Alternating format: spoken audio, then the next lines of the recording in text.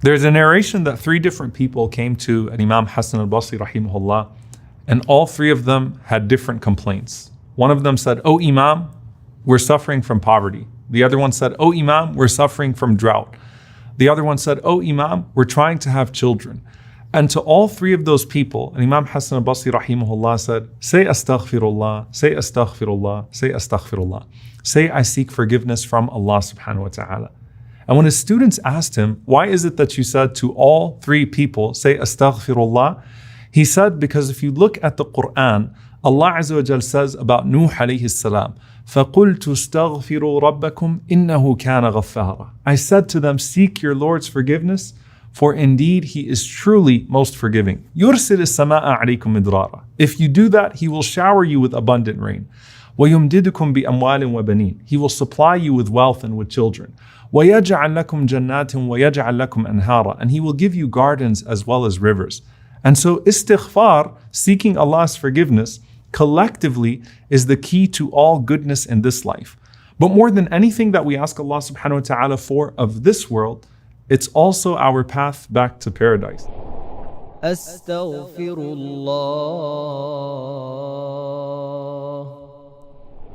When Adam alayhi salam, our father, and Hawa, Eve, left paradise, they turned back to Allah subhanahu wa ta'ala in repentance. And Allah Azza wa Jal inspired them with the words, رَبَّنَا ظَلَمْنَا أَنفُسَنَا وَإِن لَمْ تَغْفِرْ لَنَا وَتَرْحَمْنَا لَنَكُونَنَّ مِنَ الْخَاسِرِينَ. O our Lord, we have wronged ourselves. If you don't forgive us and have mercy upon us, then we will certainly be amongst the losers. Now here's the thing, Allah gave them the words of forgiveness. And here Allah subhanahu wa ta'ala gave us the best way to seek forgiveness. And that in and of itself is a sign that Allah wants to forgive you. And I want you to think about the most forgiving person you have ever known in your life. And think about how quickly they forgive you the moment that you apologize. How quickly they relinquish a grudge, even if they had one, as soon as you say, "I'm sorry." And those people are nothing compared to Al-Ghafur, the oft-forgiving. All you have to do is say, "I'm sorry," and know that Allah subhanahu wa ta'ala is always willing to accept your apology.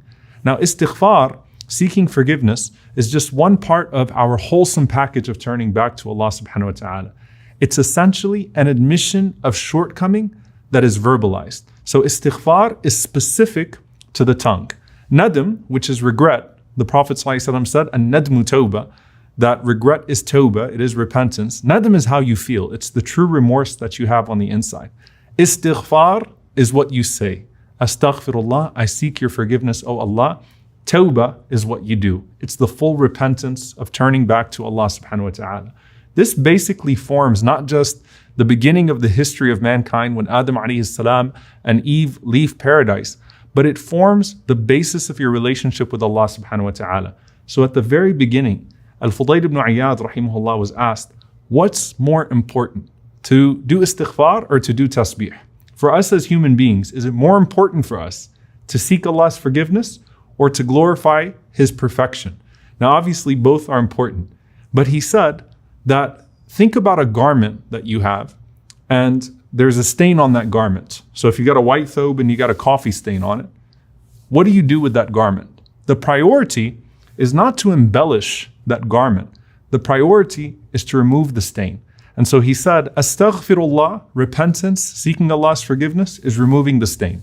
All the other forms of dhikr are embellishing the garment. And so they're both important, but you have to get back to your origin and remove the stain on your heart and then turn back to Allah subhanahu wa ta'ala. And the Prophet ﷺ was so comprehensive. In one authentic hadith, when someone would embrace Islam, the first thing the Prophet ﷺ would teach him is salah. And then the Prophet ﷺ would teach him the following dua. Allahumma ghfirli warhamni wahdini wa'afini warzuqni. So it's such a comprehensive dua. It's a simple sentence. Oh Allah, forgive me and have mercy on me and guide me and give me good health and provide for me. So the Prophet ﷺ said, this is a dua that you should say to keep yourself busy with in the very beginning of your Islam with Allah subhanahu wa ta'ala. But you never get past seeking Allah's forgiveness. There's always going to be a reason for seeking Allah's forgiveness. And that's not just because you are going to keep sinning. It's because you're never going to do good enough to meet what Allah subhanahu wa ta'ala has done for you.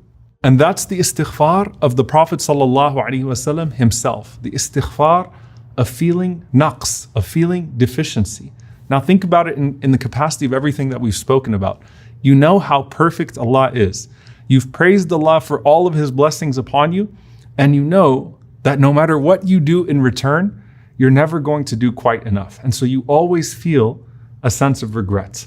And that's why when you finish salah, you didn't do anything wrong. You did the best thing you could possibly be doing when you prayed.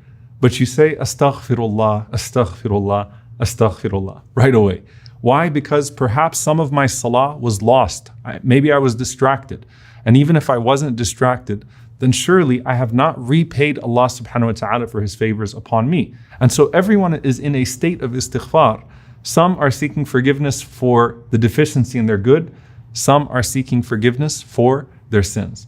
And Imam Sufyan al-Thawri rahimahullah, he said, that's why when Allah subhanahu wa ta'ala praises, al-mustaghfirina bil-ashar, those who are seeking Allah's forgiveness in the last part of the night, that He's speaking to two different categories of people who are both making istighfar. He said, you have those who wake up in the very last part of the night to seek forgiveness with a small prayer. And then you have the friends of Allah subhanahu wa ta'ala who have already prayed a portion of the night and they're seeking forgiveness at the end of their worship. They're both praiseworthy, but he says their istighfar is not the same. You have the istighfar of the lovers and you have the istighfar of the sinners. And the Prophet sallallahu alaihi wasallam, of course, is the most beloved to Allah subhanahu wa ta'ala. And after a long night of prayer, he would still seek Allah's forgiveness.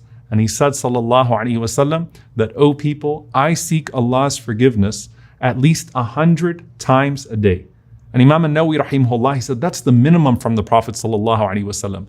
You can find the Prophet sallallahu alaihi wasallam in a single gathering seeking Allah's forgiveness more than 100 times.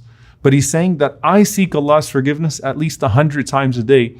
What does that mean for the followers of Muhammad sallallahu alaihi wasallam? My beloved brothers and sisters, istighfar, asking Allah for forgiveness, is one of the most powerful acts a believer can do.